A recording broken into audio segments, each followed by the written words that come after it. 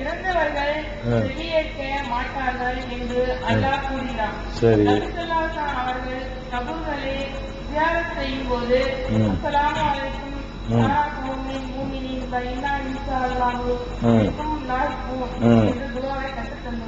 சரி. இந்த துஆவை இருந்தவர்கள் ஏற்பார்கள் என்று விளக்கம் தரும். அஸ்ஸலாமு அலைக்கும். அதாவது ஒரு அழகான கேள்வி கேட்கிறாங்க. திருமறை குர்ஆன்ல அல்லாஹ் சொல்றான், இன்னக லா துஸ்மிஉல் மௌதா, இறந்து போனவர்களை உம்மால் செவியேற்க செய்ய முடியாது. குர்ஆன்ல உள்ள ஒரு வசனம். இன்னொரு வசனத்தில் அல்லாஹ் சொல்கிறான், வமா அன்த பிமுஸ்மிஇன் மன் ஃபில் குபூர், சமாதிகளில் உள்ளவர்களை, கபருக்குள்ளே உள்ளவர்களை உம்மால் கேட்க செய்ய முடியாது. தெளிவா சொல்றான். மௌத்தா போனாலும் கேட்க மாட்டாங்க, கபருக்குள்ள அடக்கம் பண்ணப்பட்ட ஆட்களும் கேட்க மாட்டாங்க, பேசுற பேச்சு எதையுமே கேட்க மாட்டார்கள் தெளிவாக சொல்லப்பட்டிருச்சு. அது உங்களுக்கு தெரியுது. அவங்க என்ன கேட்க வர்றாங்கன்னா, இப்ப இறந்து போன ஆட்களுக்காக வேண்டி நம்ம என்ன பண்றோம், அஸ்ஸலாமு அலைக்கும் யா அஹ்லல் குபூர், கபராளிகளே உங்கள் மீது சலாம் உண்டாவட்டுமாக, இன்னா இன்ஷா அல்லாஹு பிக்கும் லலாஹிகூன், நாங்களும் உங்களோட வந்து சேர போறோம் அப்படின்னு ஒரு துவா.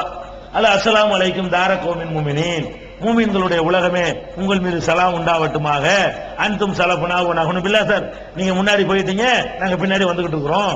இப்படி எல்லாம் நிறைய துவாக்களை ரசூல் ஸல்லல்லாஹு அலைஹி வஸல்லம் அவர்கள் கபருக்கு போய் ஓதுவதற்கு கற்றுக் கொடுத்திருக்கிறார்கள். இப்ப அவங்க என்ன கேட்கிறாங்கன்னு கேட்டா, இறந்தவர்கள் செவியேற்க மாட்டார்கள் குர்ஆன்ல இருக்குது. ஹதீஸ்ல என்ன இருக்குன்னு கேட்டா, உங்கள் மீது சலாம் உண்டாவட்டுமாக பேசுறோம். நம்ம என்ன பேசுறோம், உங்கள் மீது சலாம் உண்டாவட்டுமாக சொல்றோம். நீங்க முன்னாடி போயிட்டீங்க, நாங்க பின்னாடி வர்றோம்னு சொல்றோம், நாங்களும் உங்களை வந்து சேர போறோம்னு சொல்றோம். அப்ப இறந்தவர்களுக்கு இது கேட்குமா?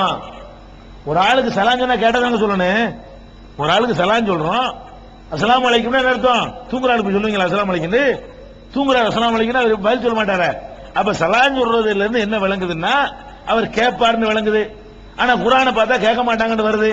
இப்ப என்ன செய்யறது? கேட்குமா கேட்காதாங்கிறாங்க. கேட்கும்னு சொன்னா அந்த குர்ஆன் எதுக்கு மாத்தமா போயிடுது. கேட்கும்னு சொன்னீங்கன்னு வைங்க, கபர்ல உள்ளவங்க கேட்க மாட்டாங்கன்னு இருக்குல்ல குர்ஆன்ல, இறந்தவர்கள் கேட்க மாட்டாங்கன்னு இருக்குல்ல, அதுக்கு எதிரா போயிடுது. இப்ப என்ன பண்றது? அப்ப ரெண்டையும் நம்ம நம்பி தான் ஆகணும். இதையும் நம்பணும், அதையும் நம்பணும். இது குர்ஆன், அல்லாஹ்வுடைய வேதம். அது ரசூல் ஸல்லல்லாஹு அலைஹி வஸல்லம் சொன்னது. இதை ஏத்துக்கிட்டா அதை மறுக்கிறேன்டால் தப்பு, அதை தான் ஏத்துக்கிறோம் இதை தான் மறுக்க வேண்டாம் தப்பா போயிடும். ரெண்டையும் ஏத்துக்கிற முடியுமான்னா முடியும். அதை ஒரு விளங்க வேண்டிய விதத்தில் விளங்கி விட்டால் அதையும் ஏத்துக்கலாம், இதையும் ஏத்துக்கலாம். எப்படி அது? இப்ப வந்து நேரடியாக நம்ம ஒண்ணு பேசுறோம்ல, நேரடியா பேசின உடனே கேட்கும்னு எல்லா இடத்துலயும் நம்ம புரிஞ்சுக்கிற மாட்டோம். இப்ப நான் ஒரு நிபா ஒரு பாட்டு படிக்கிறாரு, என்ன படிக்கிறாரு? தென்றல் காற்றே கொஞ்சம் நில்லுங்கிறாரு. தென்றல் காற்றுக்கு வழங்குமா? தென்றல் காற்றுன்னு கூப்பிடுறாரு இல்லங்க, தென்றல் காற்றே கொஞ்சம் நில்லு, எங்கள் திருநபியிடம் போய் சொல்லு அப்படிங்கிறாரு. இப்ப காத்த கூப்பிடுறாருல, காத்துக்கு விளங்குமா? விளங்காதுன்னு அவருக்கும் தெரியும், வேலை படிக்கிறவருக்கும் தெரியும், எழுதுனவருக்கும் தெரியும், கேட்கிறவருக்கும் தெரியும், காத்துக்கு ஒண்ணு விளங்காது. ஆனாலும் தென்றல் காற்றுன்னு கூப்பிடுறாரு இல்லையா? அதையே நான் ஒரு நிபா ஆதாரம் எடுத்துக்கிறேன்னு நம்மளே எடுத்துக்கிறோமே.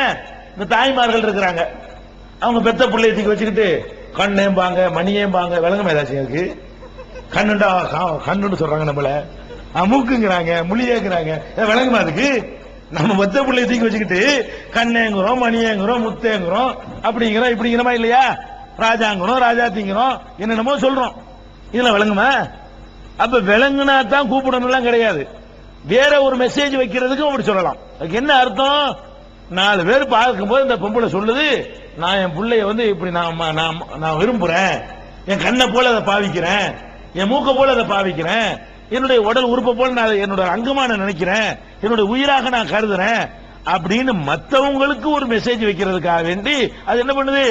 கண்ணேண்டும் மணி என்ன செய்யுது சொல்லுதே தவிர, நம்ம சொல்றது அந்த குழந்தைக்கு விளங்கி நம்ம தாயார் நம்மை கண்ணு என்று சொல்கிறார்கள் அப்படி அர்த்தம் அது விளங்கிக்கிறோமா? அதுக்கு இல்ல. அப்ப நம்ம என்ன விளங்கணும்? அஸ்ஸலாமு அலைக்கும்னு விளங்குவாங்கன்னா அப்படி எடுத்துக்கிற தேவையில்லை. அஸ்ஸலாமு அலைக்கும் என்ன மெசேஜ் கேட்டா அந்த துவாவை படிச்சு பாருங்களேன். உங்கள் மீது சலாம் உண்டாகட்டுமாக, நீங்க முன்னாடி போயிட்டீங்க, நாங்க பின்னாடி வர்றோம் அப்படின்னா என்ன அர்த்தம்? 4 பேர் கேட்கிறவனுக்கு செய்தி இருக்குது. என்னது? இறந்தவர்கள் முன்னாடி போயிட்டாங்க, நம்ம பின்னாடி வரப்போறோம், ஆறுதல். அவ்வளவுதானே தவிர இந்த வார்த்தை அவர்கள் காதுல விழும் என்று நீ எடுத்துக்கிற தேவையில்லை. விழாமல் நம்ம வாழ்க்கையில் நிறைய பேசிக்கிட்டு இருக்கிறோம். ரசூல் ஸல்லல்லாஹு அலைஹி வஸல்லம் அவர்கள் மக்காவை விட்டு வெளியே போகக்கூடிய நேரத்தில், ஊரை விட்டு வெளியே போகக்கூடிய நேரத்தில் அந்த ஊரை பார்த்து பேசுறாங்க. எப்படி பேசுறாங்க? நீதான் எனக்கு ரொம்ப பிடித்தமான பூமி, உலகத்திலேயே நீதான் எனக்கு பிடித்தமான பூமி, உன்னை விட்டுட்டு நான் போறேங்கிறாங்க. அப்ப மக்கா விளங்குமா? மக்கா காது இருக்குதா? மக்காங்கிற அந்த மண்ணுக்கு ரசூலுல்லாஹ் சொன்னது புரியுமா? அப்படி அர்த்தம் இல்ல. தன்னுடைய அன்பை வெளிப்படுத்துவதற்காக வேண்டி நேருக்கு நேர பேசுற மாதிரி சில வாசகங்களை பயன்படுத்துவது மனிதர்கள்ட்ட வழக்கமா இருக்கிறது. நம்ம இதை உங்கள் மீது சலாம் உண்டாகட்டுமாங்க நேரடி அர்த்தம் கொடுக்கலாம். குர்ஆன்ல அப்படி இருக்கிறதுனால கொடுக்க கூடாது. எப்ப கொடுக்கலாம்? இறந்தவர்கள் கேட்க மாட்டார்கள் குர்ஆன்ல இல்லாட்டி, கபூர்ல உள்ளவங்க கேட்க மாட்டாங்கன்னு குர்ஆன்ல இல்லாட்டி, சலாம் சொல்லணும்னு வந்துருச்சுல கேட்க முடியலன்னு போயிடலாம்.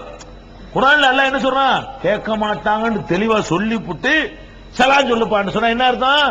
கேட்காது, நீ சொல்லு, துவா செய், உங்கள் மீது சாந்தி உண்டாகட்டும், நீ துவா செஞ்சிட்டு போ, அவ்வளவுதானே தவிர கேட்கும் எடுத்தாங்க. சலாம் சொல்லவும் செய்யணும், இது கேட்கும் எடுத்துக்க கூடாது. அவ்வளவு வேண்டியது இல்ல.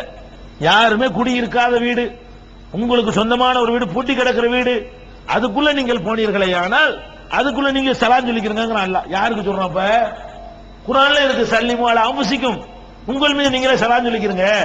நம்ம பூட்டி கிடக்கிற வீட்டுல நம்ம நுழையும் போது அஸ்ஸலாமு அலைக்கும் யாருக்கு சொல்றமா இல்லையா?